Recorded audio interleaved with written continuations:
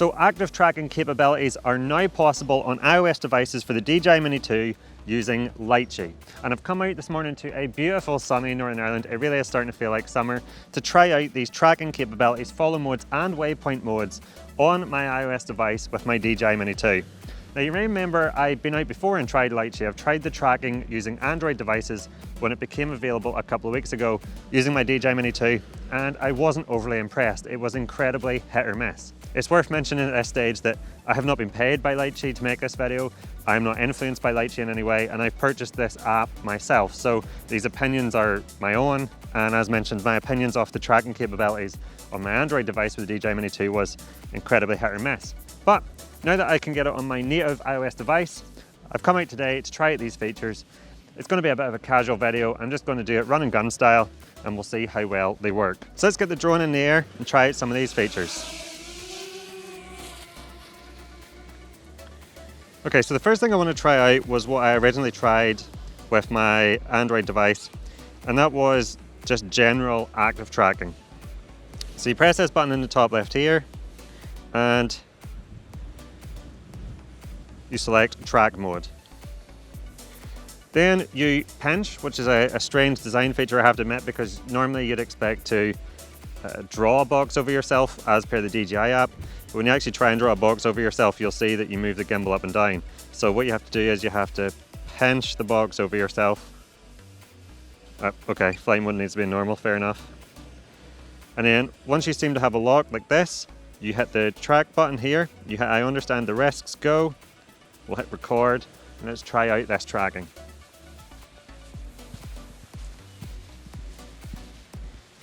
So far, doesn't seem to be doing too bad a job actually. Oh, we're getting an orange box, but no, still tracking, still seems okay.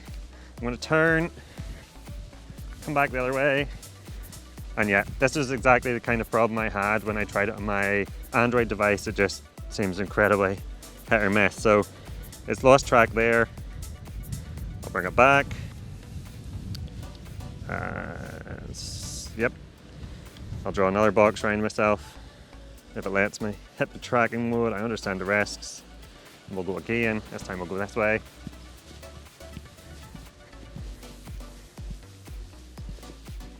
Just want to keep an eye on it to make sure it doesn't hit anything. What happens if I go behind this here? What's it going to do? I'll pop behind this. Actually, I'm going to duck down just to see. Okay, that just looks stupid. It's doing okay, I have to say. I don't know why the box is turned orange. I presume that means it's struggling to track more than if it was green. Like, it looks like it's going to lose me now. Nope. You have to admit it's doing a okay-ish job here. Okay, let's try it from a higher perspective. So let's put the drone way up.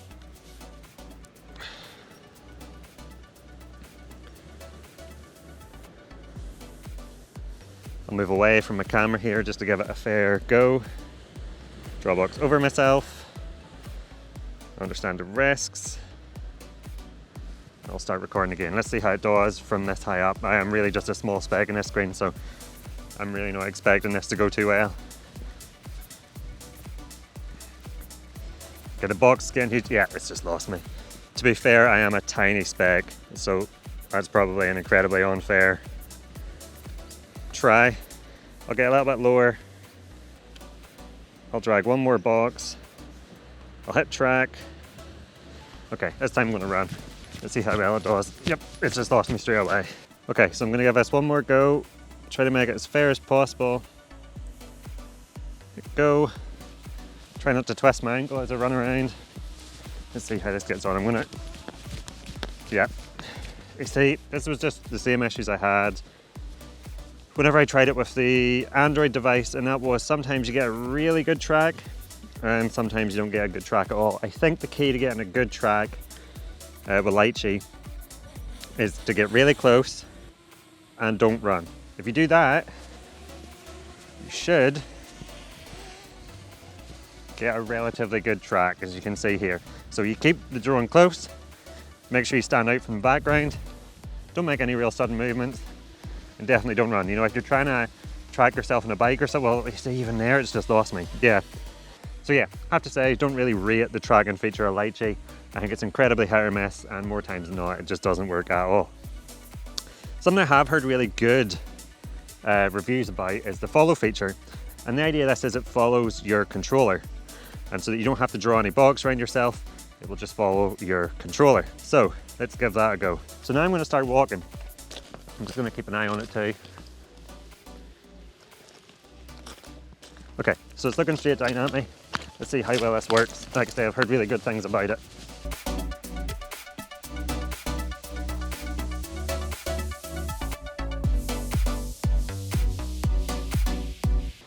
Okay, so it seemed to work pretty well. I think 60 meters is again maybe a touch too high.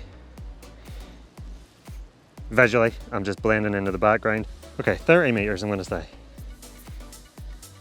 Okay. Go. Great, okay, let's try this again.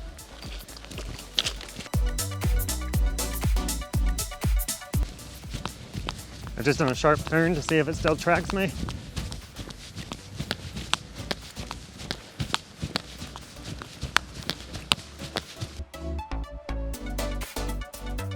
Okay, so yeah, the follow mode seems to do a very good job. The one thing I'll say is you're not going to get cinematic framing with this mode. The drone is just following the controller, and so it's not going to visually keep you in the center of the screen the whole time. It was doing a pretty good job there, but again, it's from a top-down perspective. Okay, so the last feature I want to try is waypoint mode, where you can put in a pre-programmed mission of waypoints and the drone will automatically fly it. So I'm just going to give you a really quick demonstration of that. I think it's a feature that works really well in Litchi. I've been hard on the tracking features, but waypoint mode does work well, although can you use it to get cinematic footage? I'm not so sure. So the first thing I'm going to do is add a point of interest, and that's where the drone will focus on as it flies its waypoint mission. The next thing I'm going to do is add a waypoint. I'm just going to add out at sea. I'm going to set it to be 110 meters, that way it's up nice and high and free of any obstacles. And then I'm going to add a second waypoint. I'm not going to add it very far. Remember, I want to be able to keep my eyes on it the whole time as it flies, so that's perfect. Now you can hit play and the drone will take off itself, but there's nowhere really here I can take it off, and so the ground's a bit too rocky. And so I'm just going to put it up into the air. I'm going to hit record. I'm going to hit go and I'm going to hit start now, and the drone should fly up to the height of the first waypoint before it flies to that waypoint. So that's it, climbing up now. You can always change views by pressing this button here. Just keep an eye on it. Again, good practice, keep an eye on it visually. So it's going to climb up to 110 meters. You can see an estimated time, you can see the height on the bottom left, and once it gets to 110 meters, it's going to fly to the first waypoint. When it flies to the first waypoint, it should turn and focus on the point of interest. So we're coming up to 110 meters now.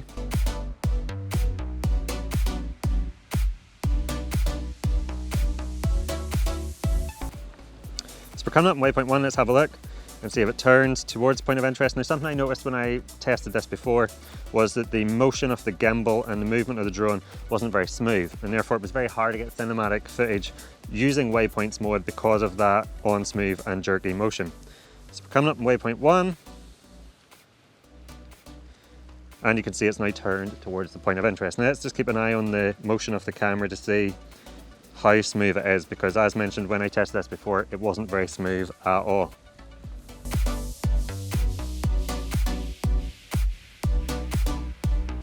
Just keep an eye on it in the sky. Now, it's going to come up on waypoint 2, at which point it should start heading back towards us. So it has kept pretty well focused on the point of interest the entire time. Smoothness wise, I'm not entirely sure. Okay, so now it's just triggered return to home, and so the drone should be coming back to us.